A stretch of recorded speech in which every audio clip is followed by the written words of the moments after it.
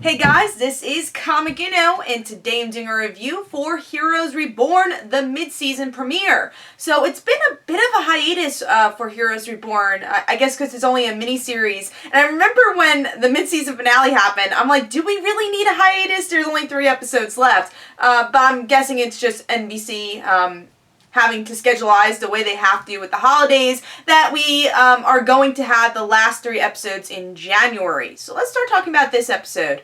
If you guys don't remember, in my mid-season finale review, I was a little underwhelmed with the episode because not a lot happened. There wasn't a big cliffhanger like, oh my god, we have to wait all this time for a new episode. So picking up with this episode, there wasn't that moment where I was like, I need answers. That was an awesome mid-season finale. So that's one negative that's going into the episode. But mostly here, it's about, I guess, people finding each other. It's about the Nacho Libre character finding his nephew in that weird place where our main villain and Matt Parkman is holding all those Evos and being controlled, or the Evos being controlled by Matt Parkman, and he has this like weird power trip throughout the episode.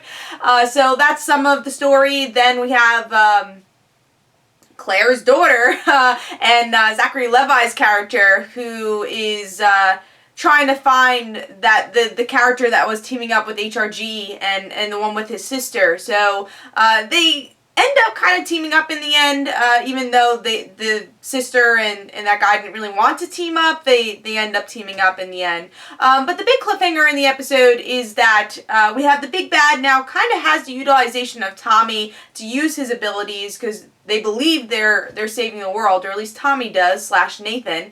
And but then Micah reveals to the world that this woman is the one who's behind all this and is the whole reason that Evos and non-Evos are against each other right now. And that's pretty much what's going on with the episode. So what did I think? Let's start talking about the positives first. There's not many positives of the episode. I think the biggest positive was the cliffhanger of I guess the possibilities of Evos and non-Evos working together. Because that's something throughout the Heroes series that, I mean, obviously in the Heroes series, no one really knew about Evos, or I never really called them Evos back then, but I never really expected to call them Evos.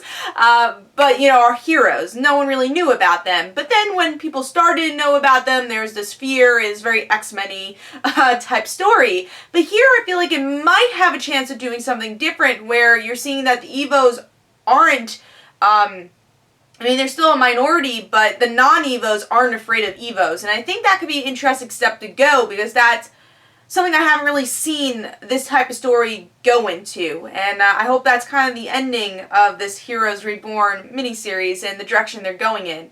But I think this episode was very much a build-up of, again, heroes meeting each other. We see Katana Girl, she's disappearing in this episode, and meets up with Nacho Libre character. I know I have all these names for them, but Katana Girl actually is her name in the show. But anyways, so it's more of characters meeting up, switching sides, not switching sides. Did not like Matt Parkman in this episode. Still don't understand. I mean, they explain why he's a villain, but he's not a great villain, so I didn't love him in this episode, sadly, because, I mean, he is an original Heroes member. No Noah, because I guess maybe he's dead. Who knows? His glasses are broken. We don't know what happened in that finale. I'm sure he'll pop up in the end of the miniseries.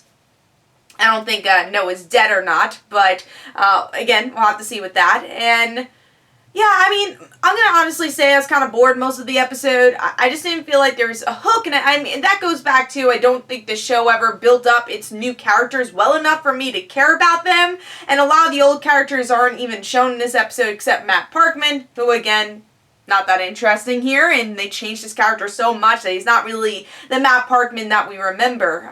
He's just kind of a shell of the Matt Parkman we remember. So, overall, don't really care about the characters that much, and the plot is kind of all over the place, I guess.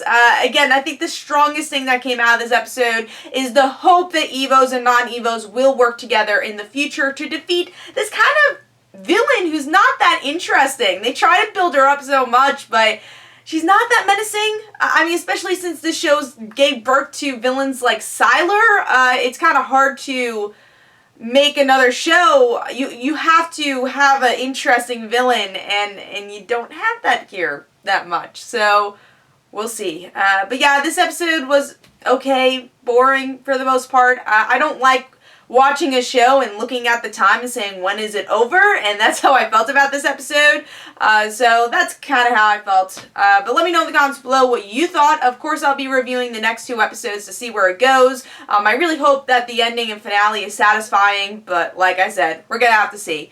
So this comic, don't forget to follow me on Twitter. Don't forget to like my Facebook page. Also, description below, there's links for my comic book, Like Father Like Daughter. And don't forget to like the Facebook page of Like Father Like Daughter. I'll see you guys later.